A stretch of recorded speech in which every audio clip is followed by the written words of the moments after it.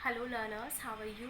I hope you all are safe at home and busy and unlocking the lockdown life with all safety and precautions which is required to fight against pandemic COVID 19. Last class we have discussed uh, about basic concepts of management, theories of management. Today we will discuss on scientific management and the difference between scientific management and administrative theory. So before the definition part of scientific management, first let me discuss about who is Taylor. तो Taylor एक mechanical engineer थे। ये एक इनको हम father of scientific management भी कहते हैं क्योंकि इन्होंने साइंटिफिक मैनेजमेंट की थ्योरी दी जो कि काफ़ी ज़्यादा बेनिफिशियल हुई और काफ़ी फेमस थ्योरी है। इन्होंने अपने रिसर्च वर्क के थ्रू और अपने एक्सपेरिमेंट्स के थ्रू बहुत सारे प्रिंसिपल्स दिए हैं साइंटिफिक मैनेजमेंट के अंदर और जिसको हम मैनेजमेंट थ्योरीज भी कहते हैं। तो ये मैकेनिकल इंजीनियर थे और ये बिल्कुल जूनियर लेवल से ज्वाइन किए थे और एग्जीक्यूटिव लेवल तक गए थे। तो इन्होंने जो भी अपने थ्योरी में बात कही है वो बिल्कुल ग्राउंड लेवल के लोगों के लिए कही है, बिल्कुल शॉप फ्लोर लेवल के लोगों के लिए कही है। और साइंटिफिक मैनेजमेंट थ्योरी में हम ये देखते हैं, अकॉर्डिंग टू टेलर वो कहते हैं कि scientific management theory is knowing what you want to do, what you want to do, and knowing what you want to do, and then doing the work in best and cheapest way.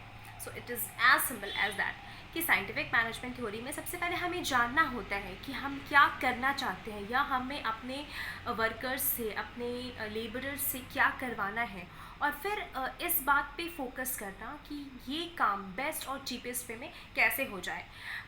वो उसका दो तरीका हो सकता है, या तो workers और लेबरर्स की एफिशिएंसी बहुत ज़्यादा बढ़ा दी जाए ट्रेनिंग के थ्रू, या फिर बहुत सारे मल्टीपल टास्क दे करके उनको एफिशिएंट बना दिया जाए। और दूसरी चीज़ है कि जो अननेसेसरी प्रोसेस है उसको एलिमिनेट कर दिया जाए। ये फर्स्ट पॉइंट है टेलर का। At the same time Fayol जो थे, हेनरी फेयोल, उन्होंने टॉप लेवल के लोगों की बातें की है और उन्होंने जो भी अपने प्रिंसिपल्स दिए हैं वो जनरल एडमिनिस्ट्रेटिव थ्योरी कहलाई। और उसका बेसिक एम जो उनका है वो है कि मैनेजर्स को ये बताना कि आप ऑर्गेनाइजेशन में काम करते हो तो किन सारे प्रिंसिपल्स, किन सारे रूल्स और रेगुलेशंस को फॉलो करने से आपकी एफिशिएंसी बढ़ जाती है। और इन सारे प्रिंसिपल्स, ये सारे प्रिंसिपल्स जो है वो टोटल 14 प्रिंसिपल्स इन्होंने दिया, हेनरी फेयोल ने दिया, और वो 14 प्रिंसिपल्स ऑफ मैनेजमेंट के नाम से फेमस हुई। ये फर्स्ट डिफरेंस हुआ टेलर एंड फेयोल की। सेकेंडली है कि उनकी जो फ़िलॉसफी है टेलर की वो साइंटिफिक मैनेजमेंट के नाम से फेमस हुई। और जो टेलर हैं उनका हेनरी फेयोल हैं, उनकी जो थ्योरी हुई वो जनरल थ्योरीज ऑफ एडमिनिस्ट्रेशन के नाम से फेमस हुई। टेलर का मेन एम था कि साइंटिफिक प्रोसेस ढूंढना किसी भी पर्टिकुलर काम को करने का, किसी भी काम को करने का उन्होंने कहा कि सिर्फ एक बेस्ट और चीपेस्ट तरीका होता है और उसको रूल ऑफ थंब कहते हैं। उन्होंने ये कहा कि आप जब भी कुछ नया काम करो तो रूल ऑफ थंब के थ्रू नहीं करो, आप बेसिक काम करो और आपके उस काम में बहुत ज़्यादा इनोवेशन होना चाहिए, एनर्जेटिक बनो और कुछ न्यू करो, कुछ क्रिएटिविटी करो, अपने काम में कुछ क्रिएटिविटी दिखाओ। और उन्होंने प्रोडक्टिविटी को, लेबर की प्रोडक्टिविटी को इम्प्रूव करने की बात कही और जितने भी अननेसेसरी प्रोसेस को उनको एलिमिनेट करने की बात कही। At the same time Fayol है वो अटेम्प्ट किए कि वो कुछ प्रिंसिपल्स डेवलप करें जो कि उन्होंने अपने एक्सपीरियंस के आधार पे किया। टेलर ने जो कुछ भी प्रिंसिपल्स बनाए वो अपने एक्सपेरिमेंट के बेसिस पे किया और हेनरी फेयोल ने अपने एक्सपीरियंस के बेसिस पे किया।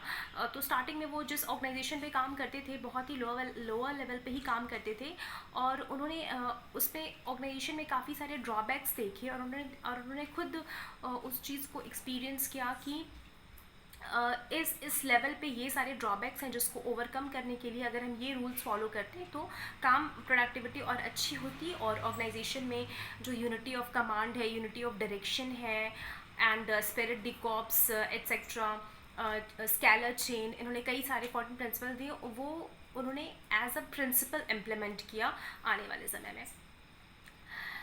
फिर उन्होंने स्ट्रेस दिया है कि need for teaching the theory of management is really very important for every manager.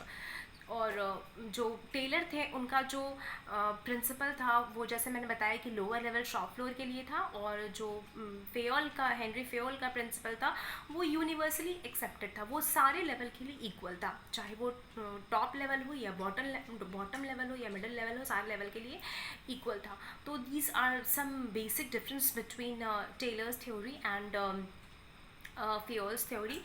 और इसके अलावा जो साइंटिफिक मैनेजमेंट थ्योरी है उसके बारे में मैं नेक्स्ट लेक्चर में आपसे डिस्कस करूँगी, और आई होप कि आपको दोनों के बीच के डिफरेंस अभी समझ आ गई हो, बेसिक कॉन्सेप्ट क्या है दोनों का ये समझ आ गया हो, और जो नहीं समझ में आया आप में से बेझिझक पूछ सकते हैं। सोशल साइट्स पे मैं अवेलेबल हूँ, आप मेरे को मैसेज कर सकते हैं, मुझे कॉल कर सकते हैं। I am always there to help with you, to help you guys. और आज मैं सोच रही हूँ कि थोड़ा सा स्नैपशॉट, एज अ स्नैपशॉट मैं बता दूँ, बेसिक फंडा क्लियर कर दूँ कि साइंटिफिक मैनेजमेंट थ्योरी है क्या।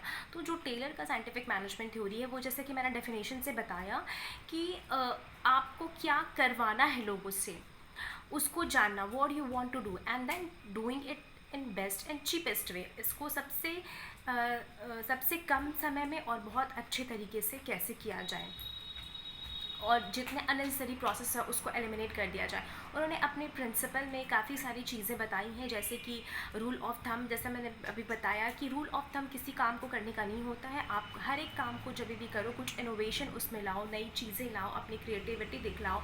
सेकेंड है टाइम एंड मोशन पे बेस्ड है उनका प्रिंसिपल, टेलर का प्रिंसिपल। टाइम तो आप जानते हो, और मोशन का मतलब होता है प्रोसेस, किस काम को करने में कितना टाइम लगता है। तो मिनिमम टाइम में मैक्सिमम आउटपुट जो एम्प्लॉयज़ वर्कर्स देते हैं वो बेस्ड होता है टाइम एंड मोशन। थर्ड है कि कोऑपरेशन, एम्प्लॉयज़ जब ऑर्गेनाइजेशन में काम करते हैं तो उनके बीच आपस में कोऑपरेशन होना चाहिए, और उनके बीच अंडरस्टैंडिंग लेवल अच्छी होनी चाहिए, तभी वो लोग अच्छे से परफॉर्म करते हैं। अगर इंटरनल कॉन्फ्लिक्ट होगा तो उनके बीच में इंटरेक्शन नहीं होगी, वो एक दूसरे से बात करने में हिचकेंगे, जेलस एंड कंपटीशन, बहुत सारी नेगेटिव थॉट्स आ जाएंगे मन में, जिससे कि ऑर्गेनाइजेशन के ओवरऑल परफॉर्मेंस पे बहुत ज़्यादा फ़र्क पड़ेगा। And last but not the least कि डेवलपमेंट ऑफ एफिशिएंसी, हर एक एम्प्लॉय की जो पर्सनल एफिशिएंसी है उसको इंक्रीज़ करना, उसको डेवलप करना, आपकी उनके जो वर्कर है उसकी ओवरऑल पर्सनालिटी को डेवलप करना, उनकी प्रोडक्टिविटी को डेवलप करना, जिससे कि वो और बिल्कुल एफिशिएंट हो जाए, और जिस फील्ड में भी वो काम कर रहे हो उसमें एक्सेल करें। और उनको अगर वो अपने फील्ड के एक्सपर्टाइज हो जाएंगे तो उन्हें पेमेंट अच्छा मिलेगा, उनका ओवरऑल डेवलपमेंट होगा, उनका प्रमोशन होगा, और उनका स्टैंडर्ड ऑफ लिविंग बढ़ेगा। तो ये एक बेस्ट तरीका है अपने एम्प्लॉयज़ के ओवरऑल डेवलपमेंट के लिए कि उनकी इफ़िशियंसी को बढ़ा दे, और इसको कंसिडर किया टेलर ने। एट द सेम टाइम कुछ ड्रॉबैक्स भी हैं, जैसे कि हर कोई भी पहलू अगर हम देखें, किसी भी पॉइंट को देखें तो उसके दो पहलू होते हैं, एक पॉजिटिव और एक नेगेटिव। तो इसका नेगेटिव इम्पैक्ट, जो मेन इम्पैक्ट था, ऐसे तो बहुत सारे हैं, वो ये था कि उन्होंने वर्कर्स को एज अ मशीन यूज़ किया कि बस मैक्सिमम काम करवा लो, पर उस होड़ में, उस ज़्यादा से ज़्यादा काम करने की होड़ में उनका हेल्थ कहीं ना कहीं बहुत पीछे रह गया, और उन्हें काफ़ी लोग अनसेटिस्फाइड थे, क्योंकि ग्रीवेंस, यूनियनिज्म, ये सारा उनके डिक्शनरी में नहीं था।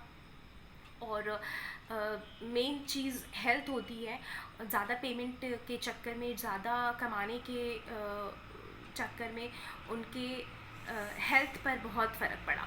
तो ये बेसिक कॉन्सेप्ट था साइंटिफिक मैनेजमेंट का। इसके अलावा इसी वीक मैं टेलर का साइंटिफिक थ्योरी और फेयोल का एडमिनिस्ट्रेटिव थ्योरी मैं मेंशन करूँगी एंड मैं अपलोड करूँगी। आई होप कि आपको मेरा लेक्चर समझ आया, और Thank you for listening me so carefully, and thanks all for all your comments, जो कि मेरे लिए बहुत important हैं. So stay tuned, keep watching, stay healthy, happy learning.